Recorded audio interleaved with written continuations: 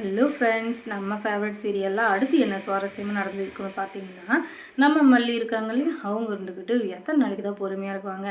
அவங்களுக்குன்னு ஒரு பொறுமை இருந்துச்சு, ஆனால் அதை அவங்க இழந்துட்டாங்க. அதுக்கு காரணம் எல்லாமே அவங்க இவர் ராஜேஸ்வரி தான். அந்த ராஜேஸ்வரி சும்மா இருந்ததா இவங்க எதுவும் பண்ணியிருக்க மாட்டாங்க. அவள் சும்மா நை நை நைன்னு நச்சரிச்சிருந்ததுனால இவங்களுக்கு கோபம் அதிகமாகி இப்போ பெரிய முடிவெல்லாம் அவங்க எடுத்திருக்காங்க. அதனால் யாருக்கு நிறைய கஷ்டம் நஷ்டம் அப்படின்னு சொல்லிட்டு பார்த்தீங்கன்னா எல்லாமே அந்த ராஜேஸ்வரிக்கு தான். அவங்க மட்டும் பொறுமையாக இருந்திருந்தால் யாருக்குமே எந்த பிரச்சனையுமே இல்லை. எல்லா பிரச்சனையும் பண்ணிவிட்டு இப்போ எப்படி தான் பொறுமையாக இருக்காங்களோ தெரியல. எப்போ பார்த்தாலும் இந்த ராஜேஸ்வரியோட இது வந்து நெசன்னு தாங்கவே முடிய மாட்டேங்குது. என்னடா இது சுவாரஸ்யம் அப்படின்னு சொல்லிட்டு பார்த்தா இந்த ராஜேஸ்வரி இருந்துக்கிட்டு அமைதியாக இருந்திருந்தால் எந்த பிரச்சனையுமே இல்லை. ஆனால் இவள் பண்ண கேவலமான வேலையினால நிறைய கேவலமான விஷயத்தெல்லாம் அவளை அனுபவிக்க போகிறா.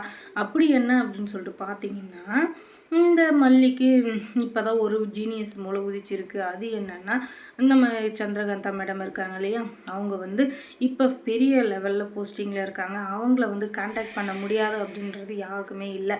ஏன்னா எல்லாருமே அவங்கள வந்து கான்டாக்ட் பண்ணலாம், அவங்கக்கிட்ட பேசலாம்.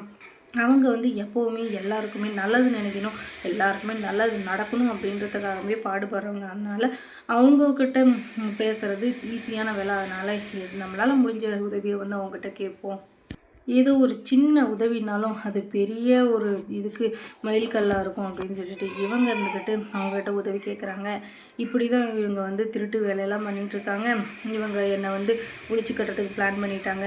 நான் என் புருஷன் வெண்பான்னு சொல்லிட்டு நாங்கள் ஒரு அழகான கூட்டு குடும்பத்தை வாழ்ந்துட்டுருக்கோம். எங்கள் குருவி கூட கலைக்கிறதுக்கு உங்களுக்கு எப்படி தான் மனசு வந்ததோ தெரியல. ஏதாச்சும் ஒன்று பண்ணி எங்களை வந்து கஷ்டப்படுத்திக்கிட்டே இருக்காங்க. நாங்களும் எத்தனை நாளைக்கு தான் பொறுமையாக இருப்போம். நாங்கள் உண்டு எங்கள் வேலை உண்டுன்னு இருந்தாலும் ஏதாச்சும் ஒன்று பண்ணி எங்களை வந்து நெசன்னு ஒன்று பண்ணினே இருக்காங்க.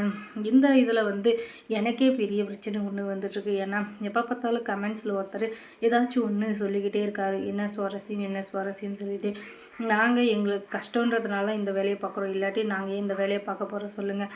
அதை புரிஞ்சிக்காமல் ஏதாச்சும் ஒன்று சொல்லிக்கிட்டே இருக்காரு. அதனால் கொஞ்சம் புரிஞ்சுக்கிட்டால் நல்லாயிருக்கும். அதுக்கப்புறம் இப்போது சீரியலுக்குள்ளே போகலாம். இப்போ என்ன நடக்குதுன்னா, அந்த மேடம் இருந்துக்கிட்டு ஏதாச்சும் ஒன்று பண்ணி இவங்களுக்கு நம்ம ஹெல்ப் பண்ணணும்.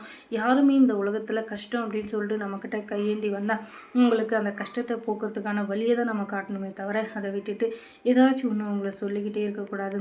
அவங்கள வந்து எதனா ஒன்று பண்ணி அவங்கள நல்ல வழிக்கு வர வைக்கணும் அப்படின்னு சொல்லிட்டு அவங்க முடிவு பண்ணுறாங்க. அதனால் அந்த ராஜேஸ்வரி எப்படிப்பட்ட ஆள், அவளுக்கு பின்னாடி யார் யார் இருக்காங்க அப்படின்னு சொல்லிட்டு எல்லாரையும் அவங்க இருந்துக்கிட்டு விசாரிக்க ஆரம்பிக்கிறாங்க. இன்ச்சு பை இன்ச்சாக அவங்க எல்லா இதையும் அவங்க கண்டுபிடிக்கிறாங்க. அப்போ தான் அவங்கள பற்றின விஷயம் எல்லாம் தெரிய வரும் அப்படின்றதுக்காக. அதுக்கப்புறமா இந்த ரஞ்சிதாவும் ராஜேஸ்வரி எதுக்காக பழிவாங்க நினைக்கிறாங்க அப்படின்னு சொல்லிட்டு கண்டுபிடிக்கிறாங்க. அது எல்லாமே இந்த சொத்துக்காக தான். இந்த ராஜேஸ்வரி வந்து சொத்துக்காக தான் அவங்க தம்பியை வந்து அடித்து துரத்துனா. அதுவும் இல்லாமல் இந்த ரஞ்சிதா வந்து இவ்வளோ நாளாக விஜயை கல்யாணம் பண்ணியதுக்காக தான் அந்த வீட்டில் இருந்தால்.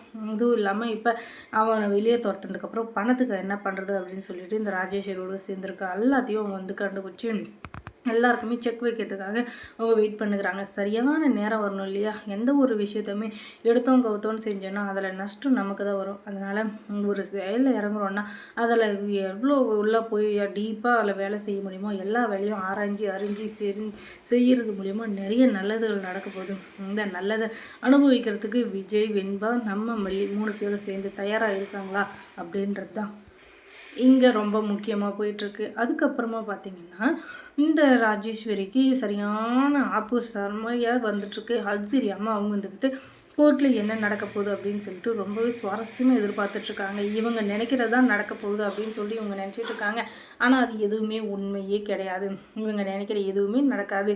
நம்ம மல்லி நினைக்கிறது தான் நடக்கும். மல்லி வந்து கண்டிப்பாக நம்ம விஜய் கூட சேர போகிறாங்க. வெண்பா, விஜய் இவங்க 3 பேரும் சேர்ந்து ஒரு நல்ல அழகான வாழ்க்கையை வாழ போகிறாங்க. அதை எல்லாரும் பார்த்து பொறாமப்பட தான் போகிறாங்க. அந்த நாள் ரொம்ப தூரத்தில் இல்லை, சீக்கிரமாக வரப்போகுது. அந்த நாளுக்காக நானும் வெயிட் பண்ணிகிட்ருக்கேன். அந்த நாளுக்காக நீங்களும் வெயிட் பண்ணுறீங்கன்னா அதை கமெண்ட்ஸில் சொல்லிட்டு போங்க. இந்த ராஜேஸ்வரியை பற்றி எல்லா உண்மையும் தெரிஞ்சிருச்சு. நீ எதுக்கும் கவலைப்படாத மல்லி, நான் இருக்கேன். நீ எதுக்கும் ஃபீல் பண்ணக்கூடாது.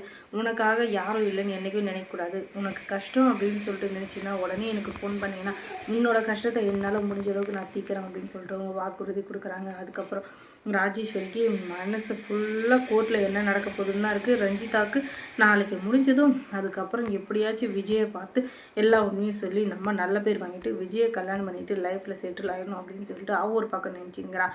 ஆக மொத்தத்தில் இவளுக்கு நினைக்கிற எதுவுமே நடக்க போகிறதில்ல. அது தெரியாமல் ஆளாளுக்கு ஒரு நினப்பை வச்சுங்கிறாளுங்க. அதுக்கப்புறம் மல்லி சீரியலில் என்ன சுவாரஸ்யமாக நடந்திருக்கும் நீங்கள் தெரிஞ்சுக்கணுன்னா நம்ம சேனலை சப்ஸ்கிரைப் பண்ணுங்கள்.